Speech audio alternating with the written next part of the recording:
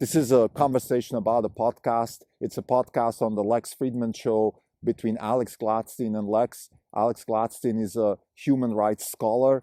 He talks about the freedom that Bitcoin enables. He talks about the importance of money when it comes to freedom. This is in context of how we think about freedom also. And actually, I want to raise a question here. How would Lenin have dealt with Bitcoin? And the answer is there's not much he could have done. So these are all reasons that we at Orange Capital Partners have decided to buy Bitcoin. We're not going to buy it for the fund because it's technically a little bit difficult to execute. So what we're going to do is we're going to buy it for our own portfolio. I still want to bring this in because if there was a possibility to do this in a concerted way for the fund, we would do it. But we are not set up for that. So we're just going to buy it for our private portfolio. But I think it's important enough, and it brings across a concept that is very important to us, which is fundamentally new concepts and engineering practices with large impact. What more impact can you have than enable more human freedom? This is the Not Even Wrong podcast. It's October 18th, 2021. This is Krim Delco. For the day, the fund is up 1.7%. The market's up 15 basis points. For the year, we are up 18.1%. The market's up 18.3%. We're underperforming by 20 basis points. The market is still open. These numbers are subject to change. So let's talk about what Alex Gladstein is saying about freedom, and then make the connection to Bitcoin and money, which I think is an incredibly important conversation. So Alex Gladstein is a scholar for human rights. So what they study is sort of what's the situation out there in the world in terms of human rights, and then most importantly also what are the ingredients that are necessary to make people more free. Free is defined as having a non-coerced way for free choice. Now we're not going, of course, into the conversation of free will in here and there, but I think I would say there's a clear understanding that political powers can coerce people into prisons and things like that, or just less freedom, take away people's wealth. All those sort of things are possible. With or without free will, they happen, and there is a way to make that less possible. That's what we call more freer countries than other countries that are more coerced and less free. Now, the libertarian approach, or the Austrian School of Economics approach to a country would be, it's a set of incentives defined by borders. And if we take that argument a little bit further, we can say it's a set of incentives, rules, regulations, and coercive mechanisms that are defined by borders. I think that can be used as a definition of a country.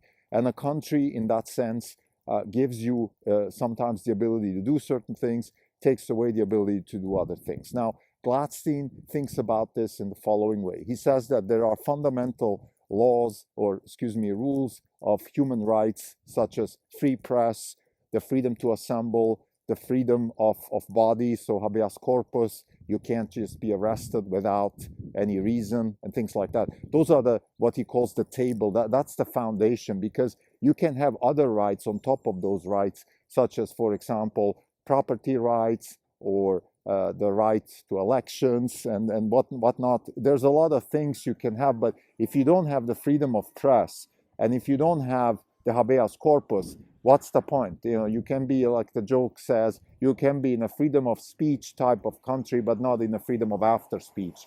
Meaning, if I have the right to arrest you for any kind of arbitrary reason, then there's no freedom of speech. So I don't want to go too much into this. This is a very scholarly sort of jurisprudence type of conversation. What are rights and how are they set up? But I think for the purpose of this conversation, we just want to talk about the fundamental ability of people to make their own decisions voluntarily, and most importantly also to make their own money and spend it in the way that they deem most beneficial to them. This is what freedom is from our perspective. And we have about half the population living in countries that have those basic rights, meaning freedom of press and things like that, and also have a certain freedom of money, which allows them to spend their money in a way that they want. There's most typically what people use, powerful countries and dictators, they use inflation to devalue a currency. Sometimes they use capital controls, and sometimes they combine all of those also with guns, i.e. with prisons, like such in China or Russia, where they just accuse you of, let's say, tax evasion, and they put you in jail because you didn't do something that you should have done, things like that. Now, even in the sort of liberated world, the Western world, United States, let's talk about the United States in particular. Of course, there's a problem here too, particularly now with the Biden administration. The taxation can become very burdensome and therefore a problem. And there is a little bit of a coercion or a coercive argument to be heard even in those circles. So what is the way out here? The way out is Bitcoin, according to Alex Gladstein. Why is Bitcoin so important? Most fundamentally, Bitcoin is important because nobody can mingle with the monetary policy of Bitcoin. This is the key. This is what leads me now to buy Bitcoin. I bought Ethereum and Algorand because they're very elegant solutions for certain problems, such as, for example, enabling global trade with digital currencies or enabling smart contracts such as NFTs and many other things. The first one would be Algorand, the second one would be Ethereum.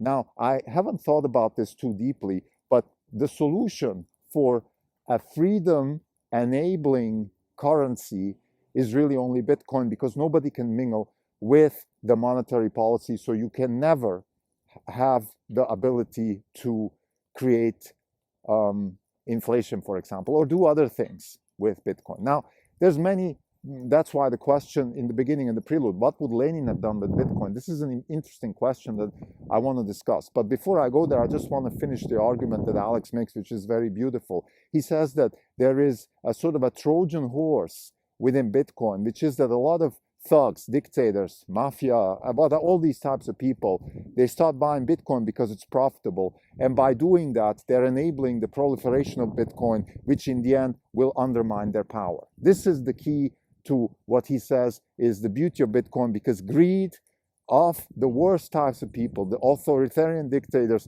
will help propel what is going to be their demise. This is the Trojan horse, that I find so beautiful. Now let's talk about money. Alex also brings up a very important point. He says that very often in the conversation of freedom and all these types of conversations, human rights, money doesn't really come up as a subject. And most fundamentally, I think that money is almost at the core, because if you don't have control over your assets, well, then what's freedom supposed to be? Well, I mean, yeah, okay, fine. It's still better to be free, not incarcerated.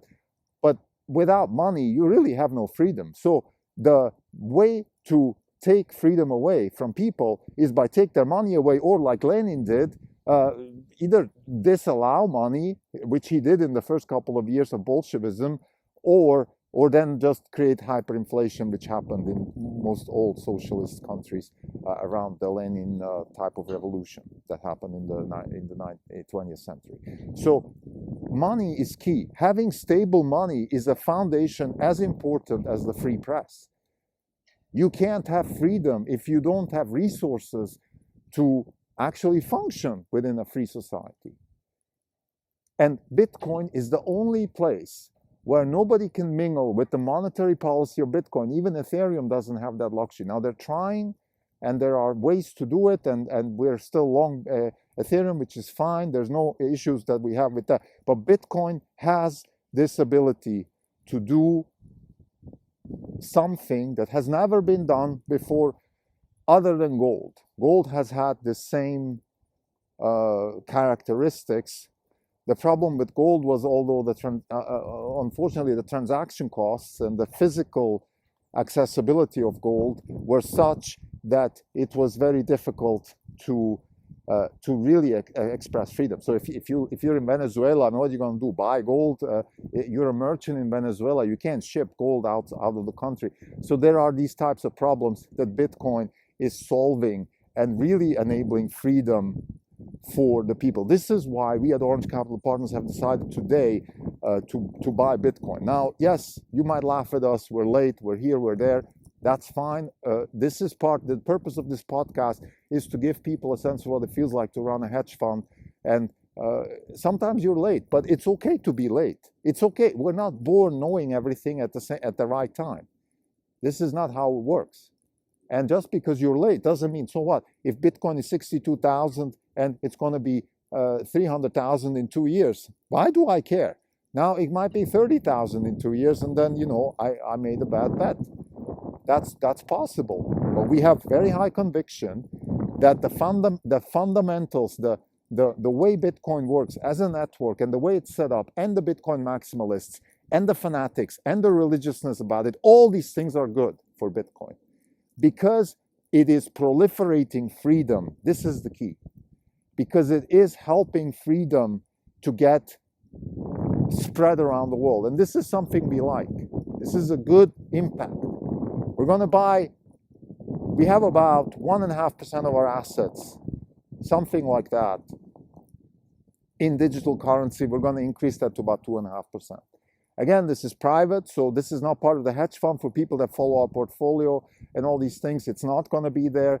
And I know this is a little bit, maybe you might say, I don't care about your private assets, but I think this is important enough. And again, if we had an ability to execute this trade in a sort of coherent way for everybody in our fund, we would do it, but we're not going to do it because we don't have that ability and we don't want to treat people differently in the fund. This is important also for our reporting purposes.